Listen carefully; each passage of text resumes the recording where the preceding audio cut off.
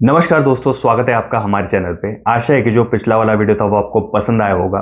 तो आज हम इस वीडियो में बात करेंगे कि कैसे हमारा देश इंडिया जो है ऑपरेशन सिंदूर के बाद टर्की से अपना रिवेंज ले रहा है। ऑपरेशन सिंदूर के वक्त हमने देखा था कि टर्की कैसे पाकिस्तान की साइड ले रहा था और बहुत सारी मदद टर्की ने ऑपरेशन सिंदूर के वक्त पाकिस्तान की है। टर्की ने पाकिस्तान को ड्रोन सप्लाई किए थे, लेकिन ये जो ड्रोन्स पाकिस्तान ने हमारे साथ वॉर में यूज किए थे, ये टर्की ने उन्हें कभी पहले सप्लाई नहीं किए थे। ऑपरेशन सिंदूर के वक्त टर्की ने नए टेक्नोलॉजी के ड्रोन्स जो है वो पाकिस्तान को सप्लाई किए और उन्हें ऑपरेट करने के लिए ऑपरेटर्स भी प्रोवाइड किए। और इन ड्रोन्स को पाकिस्तान ने हमारे खिलाफ ऑपरेशन सिंदूर के वक्त यूज किया। तो इस तरीके से टर्की ने बहुत सारी मदद की है पाकिस्तान की। और दूसरी तरफ अगर देखा जाए, ऑपरेशन सिंदूर के पहले अगर टर्की में एक अर्थक्वेक भी आ जाता है तो हमारा देश जो है मेडिकल एड लेके उनकी मदद करने पहुंच जाता था। तो इस तरीके से हमने इन सब चीजों को नजरअंदाज करके पहले टर्की की मदद भी की हुई है। लेकिन अभी ऑपरेशन सिंदूर के बाद जब इंडिया को पता चला है कि हर कंट्री का क्या असली रंग है, तो हमारे कंट्री जो है हर एक कंट्री से अब रिवेंज लेने वाली है। अगर टर्की की हम बात करें तो टर्की जो है पाकिस्तान का कश्मीर इशू में भी सपोर्ट करता है। यूएन में काफी सारे टाइम टर्की ने कश्मीर के इशू को लेके पाकिस्तान की साइड ली है और टर्की मानता है कि कश्मीर जो है वो पाकिस्तान का हिस्सा है। इस तरीके से खुलेआम टर्की जो है पाकिस्तान की साइड लेता आ रहा है। तो अभी ऑपरेशन सिंदूर के बाद इंडिया ने भी अपनी स्ट्रैटेजी पूरी तरीके से चेंज कर ली है। इंडिया को पता चल गया है कि कौन से देश उसके साइड में है और कौन से देश जो है उसके अगेंस्ट है। तो इंडिया अब टर्की को उसके ही भाषा में जवाब देने वाला है। सबसे पहले अगर हम बात करें तो हमारे प्राइम मिनिस्टर मोदी जी जो है उन्होंने जून में साइप्रस कंट्री को विजिट किया था। अभी क्यों हमारे प्राइम मिनिस्टर मोदी जी ने, जब कोई भी प्राइम मिनिस्टर साइप्रस कंट्री को नहीं गया था, तो हमारे प्राइम मिनिस्टर मोदी जो है उन्होंने क्यों साइप्रस कंट्री को विजिट किया? इसके पीछे एक कारण है जो टर्की से जोड़ा जाता है। साइप्रस जो है एक आइलैंड वाली कंट्री है जो टर्की के पास है।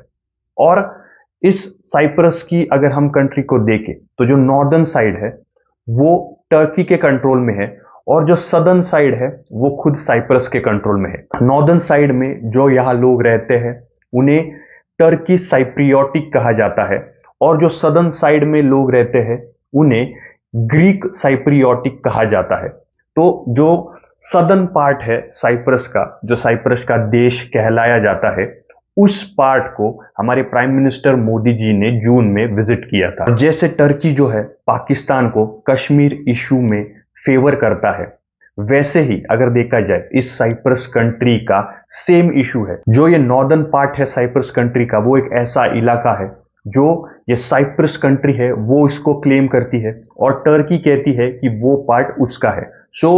इस इशू को हमारे प्राइम मिनिस्टर मोदी जी ने एड्रेस किया और प्राइम मिनिस्टर मोदी जी ने जानबूझकर जो नॉर्दर्न बाउंड्रीज थी साइप्रस कंट्री की, वहां जाके पब्लिकली फोटो खिंचाए और उन्हें सोशल मीडिया पे पोस्ट किया। और उन फोटोज में काफी क्लियरली दिखाई दे रहा था कि मोदी जी ने नॉर्दर्न बाउंड्रीज को विजिट किया है। और जो टर्की है उसको ये एक संदेश था कि अगर आप हमारे मामले में टांग अड़ाओगे तो हम भी आपको नहीं छोड़ेंगे।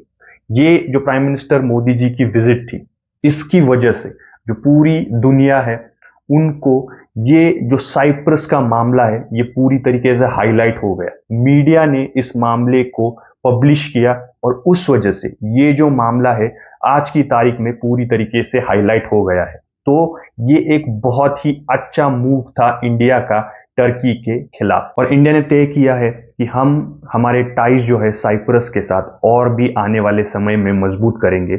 जो बिजनेस डील्स है वो इंडिया और साइप्रस के बीच होने वाली है। हाल ही में साइप्रस भी इंडिया में इन्वेस्ट करने वाला है। साइप्रस की जो शिप बिल्डिंग कंपनी है वो इंडिया में अराउंड 10,000 करोड़ इन्वेस्ट करने वाली है।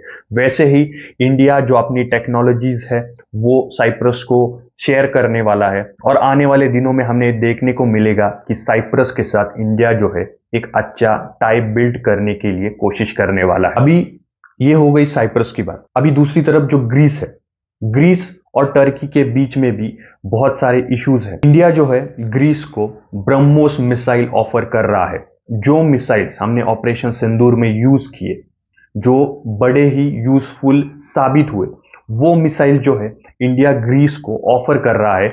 और अगर देखा जाए, जैसे हमारे पास S-400 डिफेंस सिस्टम है, वैसे ही टर्की के पास भी S-400 डिफेंस सिस्टम है।